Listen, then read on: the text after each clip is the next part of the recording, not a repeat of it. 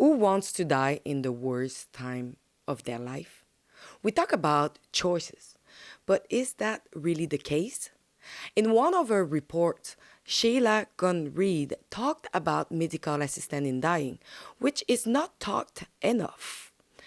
If you have not already seen it, I invite you to do so on helpnothomicide.com.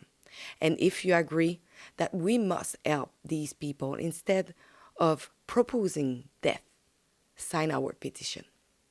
On March 17, 2021, the Government of Canada made changes to Canada Medical Assistance in Dying Act. But what are they? This was exposed when City News recounted the story of a man who, as a result of permanent severe back pain and the incessant cost of living, saw no other way out than medical assistance in dying. Is it really about consent or coercion? The man mentioned that he did not want to die, but that the system offered him nothing better to be relieved of physical and monetary difficulties. The most alarming thing is that on March 17, 2023, the exclusion of mental illness will be eliminated, so anyone with a mental illness will be able to apply for assistance in dying. Isn't not that just terrible? Today I'm here with Gordon Friesen, president of the Euthanasia Prevention Coalition. He is very involved in the open discussion about medical assistance in dying. Let's hear it. I am a disabled individual, and many years ago, I understood that this was a threat to me. Because if well-meaning people are supporting disabled people or sick people to die and saying, oh, I will support you if you decide to die, what position does that put me in? Mm-hmm. Am I supposed to feel that my life is important, like Terry Fox would fight to the end to live? Or is it more like Pauline Julien, that you can't sing anymore, so you decide you want to die? Which is it? What is life? Is life a struggle to continue, or is life something that you throw away when it's not working? And the worst part about it is, or the thing that's very important, is this discriminatory aspect that for medical reasons, people should be allowed to die.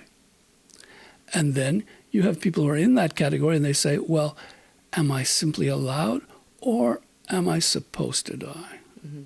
And I got into thinking about this a lot. And eventually it bubbled up to, at first I was talking about, in my writing, I was talking about the handicapped people, then also about the doctors who are trying to save medicine as an art that it was, of caring for one patient at a time. And now I've come to the point where I see that the real problem is a larger social problem, where we actually risk losing our medical system the way it is, and the way we look at one another, and the way we care for one another. Mm-hmm. So for the people who don't know, what is actually means MAiD, medical assistance in death? Very good question. Well, there are two laws on this, or two streams of law. One was the Quebec law, the original Quebec law, and one is the Canadian law. From Quebec law is 2014, and that is about doctors killing their patients. That's what we commonly call euthanasia, which is the doctor kills the patient. Then in the Canadian law, we had either the doctor killing the patient or the doctor providing lethal substances to the patient so the patient could kill themselves, which is more properly called assisted suicide. But in actual practice in Canada, now that we have euthanasia, there is no assisted suicide. There's been I think there were a handful of assisted suicide cases since the very beginning. So if we talk in practical terms, what we're talking about when we talk about medical assistance in dying is doctors killing their patients. And so what is the criteria for the people who want to have access to the medical assistant? Okay, at the very beginning, it was very clear. And this is the image, the iconic stereotypic image that was sold to people. It is a sort of a thought experiment that there is some kind of unbearable suffering, number one. Number two, you got a guy who's dying anyways, so there's no point in trying to do anything else. And third, he's fully conscious, he's fully willful, he's fully competent, and he wants to die. So he wants to die, he's dying anyways, and he's suffering in a way that doctors can't do anything for him. You know, it's an extremely exceptional case.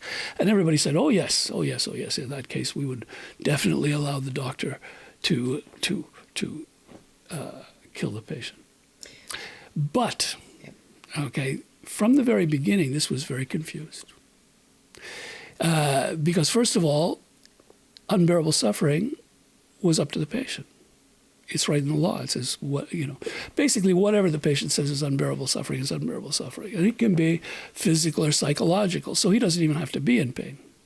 And next you had he's dying anyways. Well, that was changed for a death that's reasonably foreseeable, which could mean years, basically. But, at some point in time, he's going to die.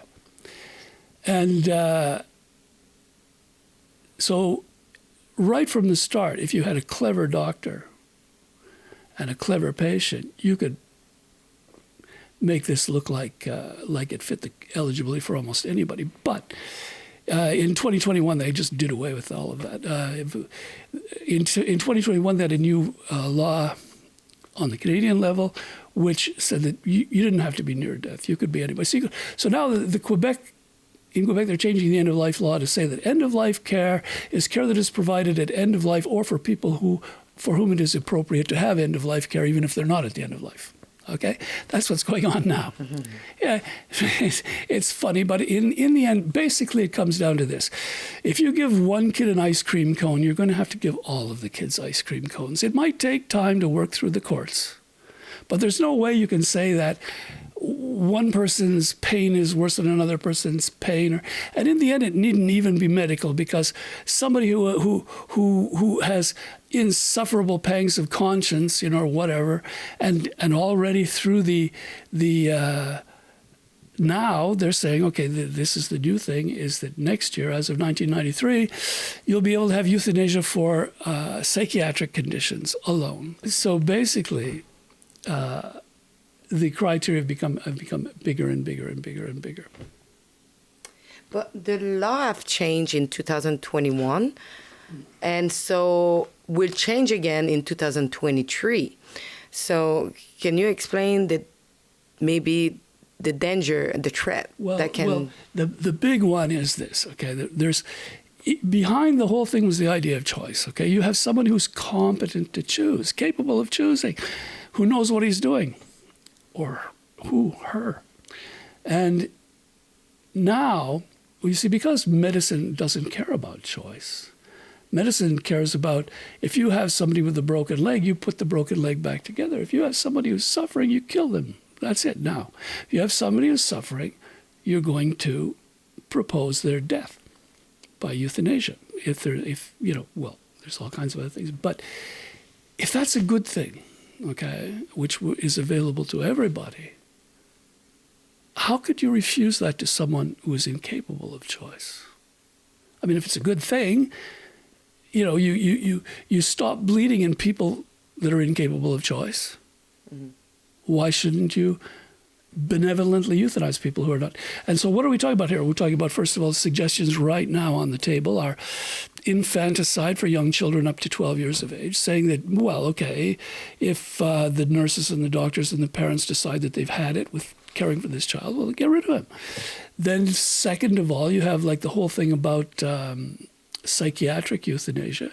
What is this idea that the person who is psychiatrically deranged is capable of deciding to die when suicide is supposed to be a symptom, Mm-hmm. Not a treatment. That's another one. And then the third one is dementia. Okay, where in Quebec we're working on advance directive, which means that right now you would sign a form saying that if you became demented to this extent and that you couldn't go to the bathroom by yourself or whatever it is, that you would then have euthanasia. Well, that's all very well and fine. First of all, we've got a lot of arguments to have about that. But what about the patient in the bed next to theirs who has exactly the same symptoms, presents exactly the same way? Mm-hmm.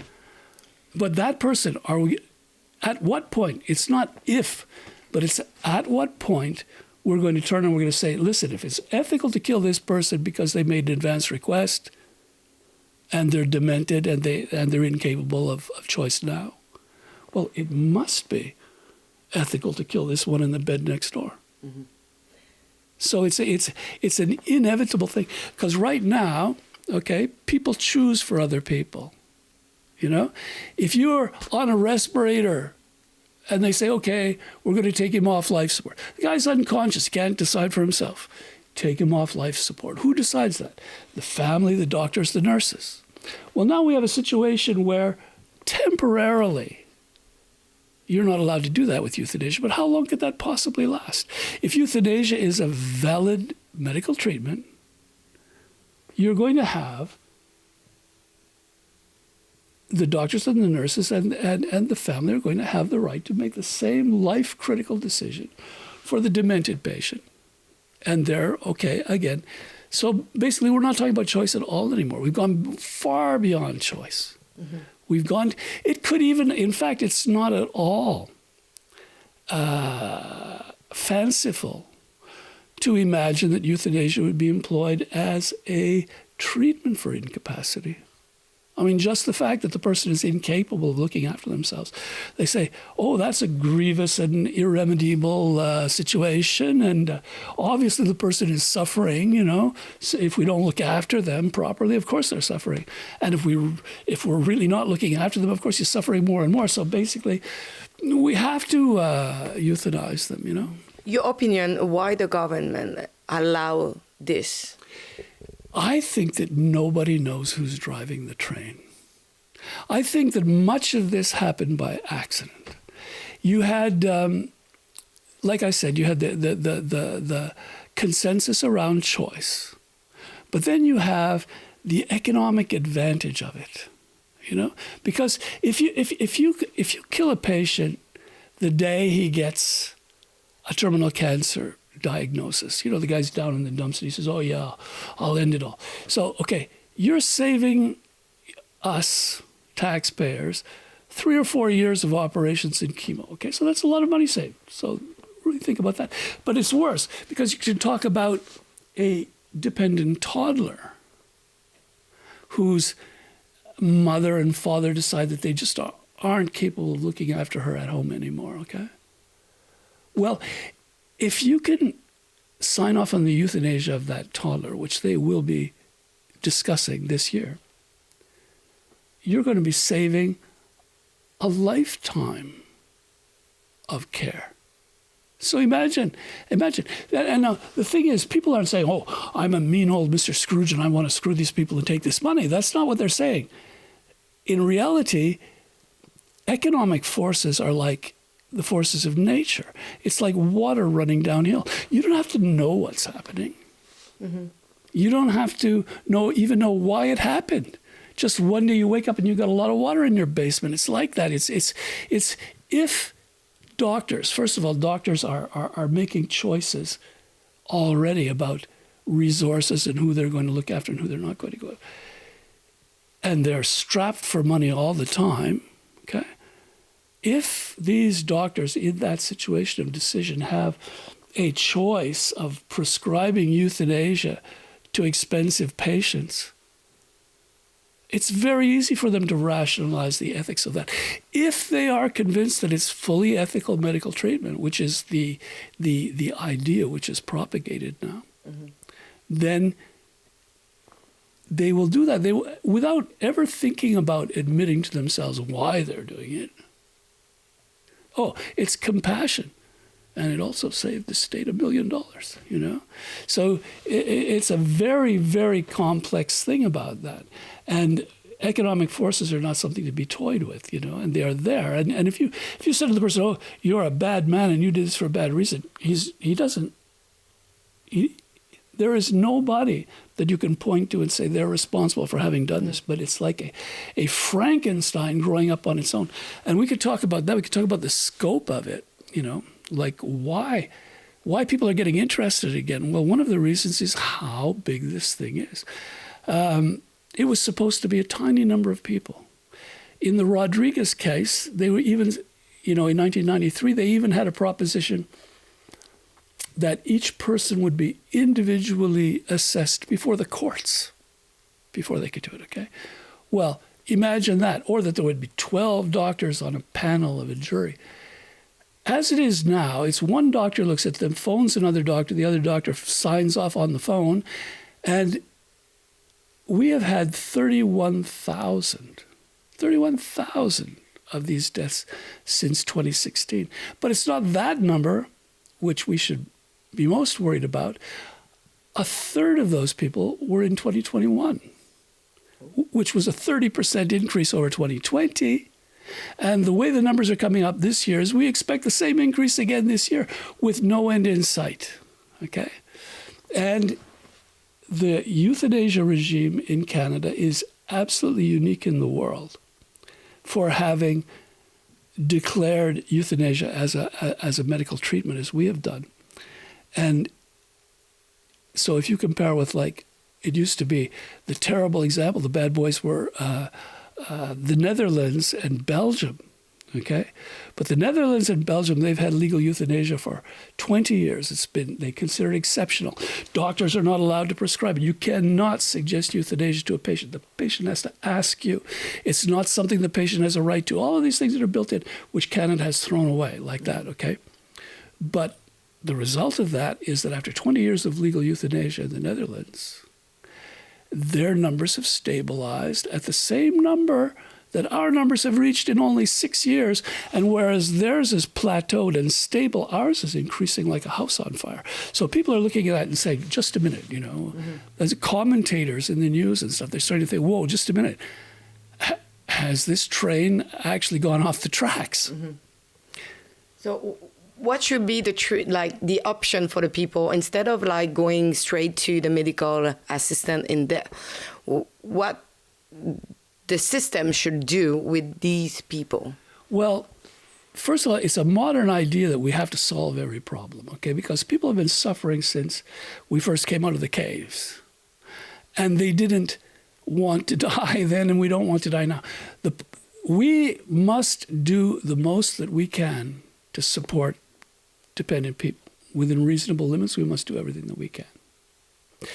But we should not allow a alternative say either we have to perfectly satisfy the needs of these people or we have to kill them.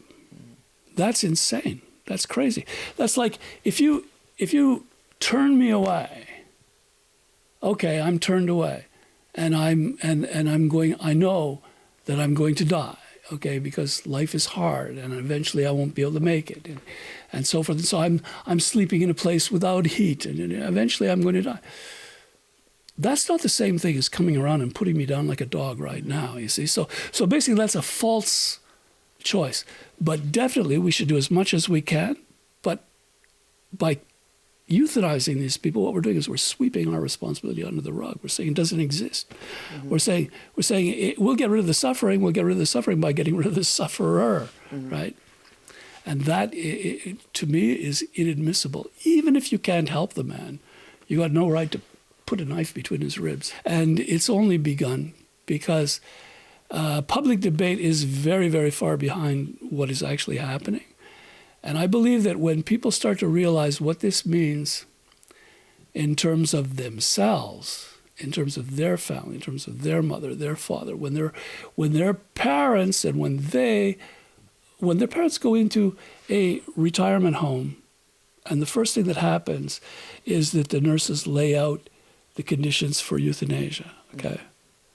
And that they realize that they're living in basically a hostile environment where the whole game is about, how soon are you willing to consent because we need to free up the bed and bring in somebody else? When people start to realize that and how it will affect them, I believe people are going to start getting angry about it. What is happening right now is unacceptable. Now we are proposing people to have access to medical assistance in dying instead of trying to really help those people. If you agree that this is unacceptable here in Canada, sign our petition at helpnothomicide.com. This is really important. Go and sign massively and share it. Thanks.